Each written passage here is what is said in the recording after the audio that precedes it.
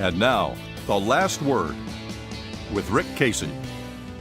If the fantasies of many Texas Democrats had played out, San Antonio would become a powerhouse in Austin this coming week when State Senator Letitia Vanderpute would be sworn in as Lieutenant Governor, one of the most powerful positions in Texas. What's more, San Antonians would occupy two of the top three positions in state government, with Representative Joe Straus as the powerful Speaker of the House. Of course, that didn't happen. Vanderpute was crushed in a Republican landslide last November, losing to Senator Dan Patrick by nearly 20% and nearly 1 million votes. But this week, Straus was reelected Speaker of the House in what might be called a super landslide with a strange twist.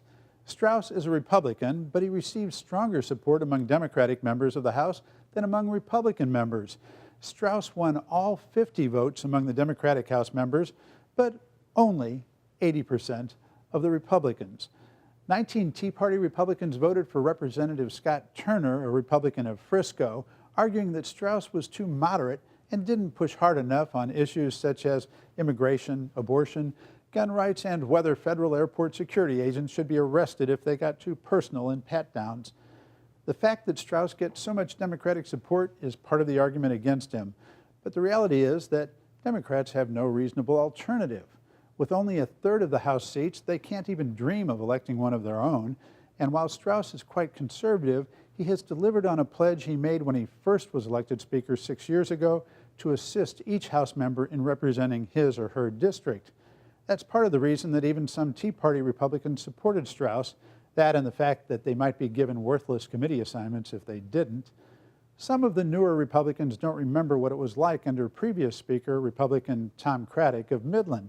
Craddick and his lieutenants earned a reputation for enforcing discipline on members, pressuring them to support his agenda, even when it meant voting against the wishes of their own constituents. It's that sort of leadership Straus's opponents want. People who stray from their orthodoxy are to be punished. And since they don't control the speakership, they will try to do it at the polls.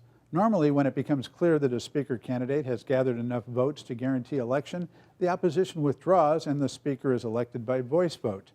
But by the time of the vote, about 120 of the 150 House members had voiced their support for Straus.